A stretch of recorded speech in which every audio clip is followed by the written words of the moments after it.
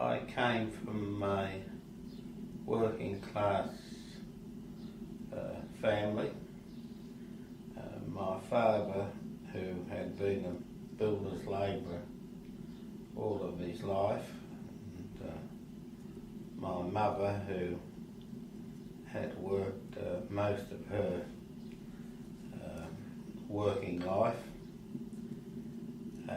I seen a lot go on, the injustices that were being done to working people, and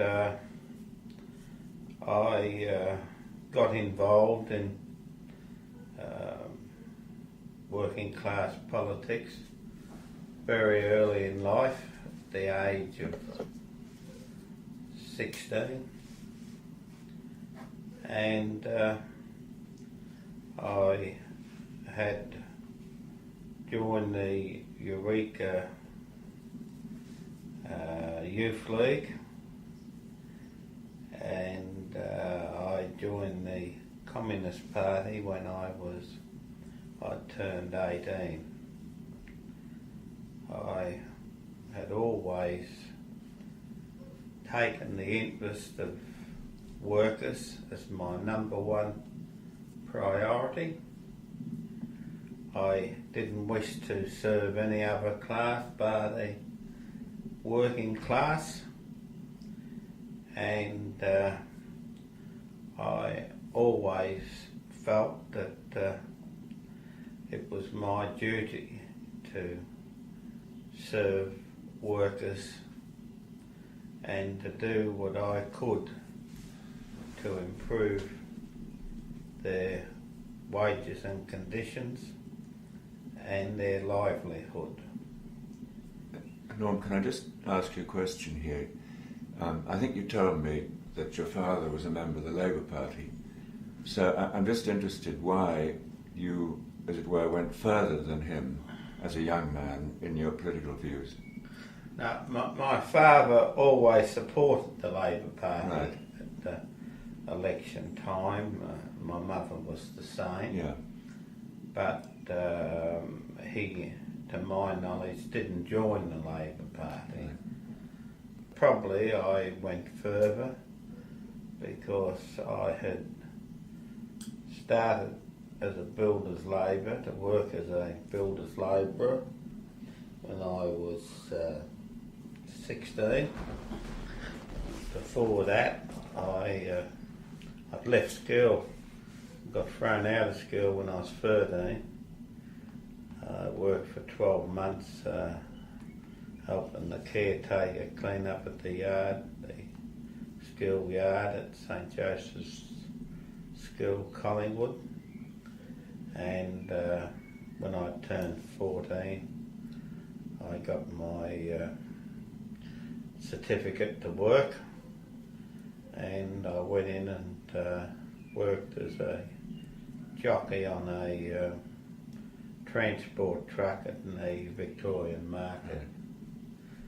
I stayed there for about 12 months, then I left there, went and worked in a boot factory for about 12 months to held shoes, and then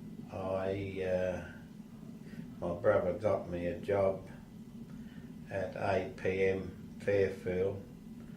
The builder was Clements Langford. Right. And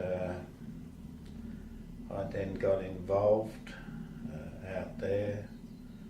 I was appointed the shop steward when I was 16.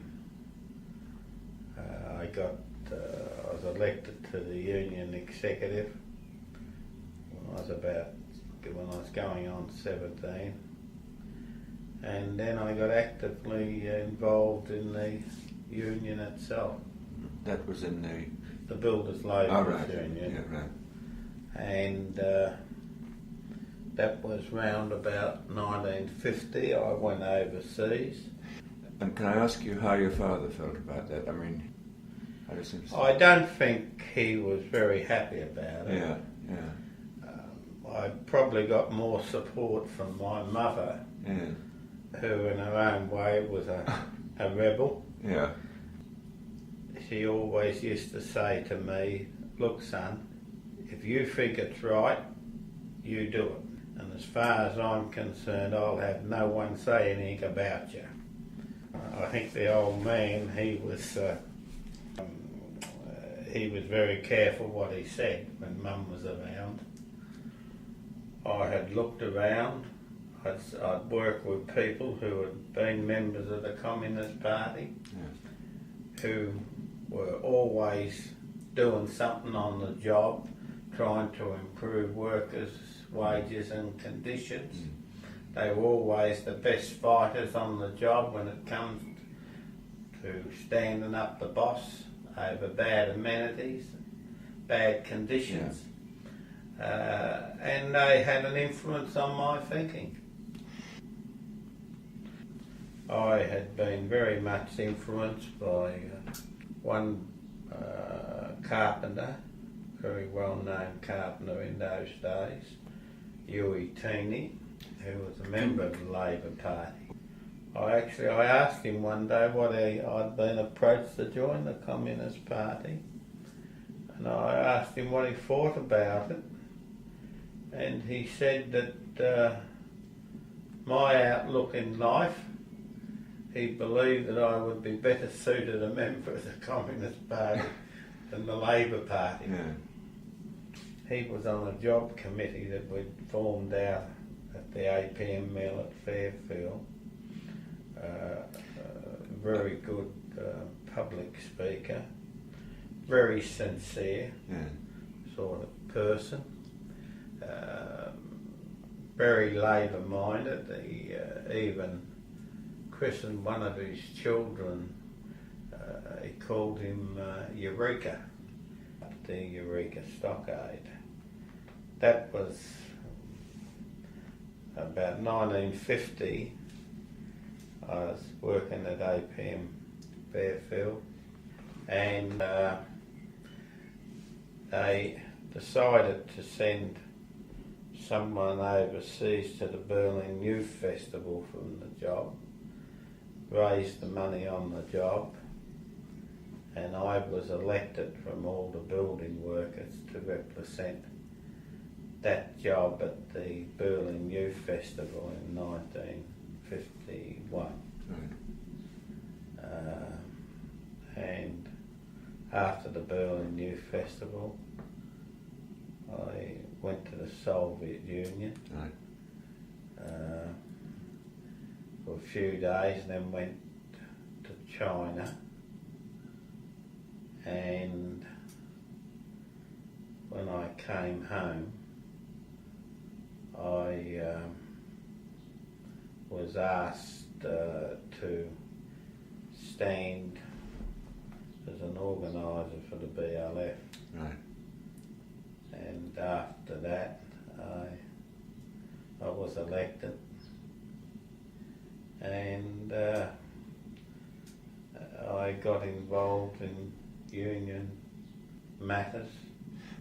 The State Secretary at that time was Paddy Malone, an Irishman, very well respected union leader in the union movement and in the building industry. Paddy had a very big influence on my early life thinking. He was a person who had been through the Depression. He'd been a cane cutter, stood for union secretary, I think it was in 1940. He won the position and was a very well respected union leader in the building industry.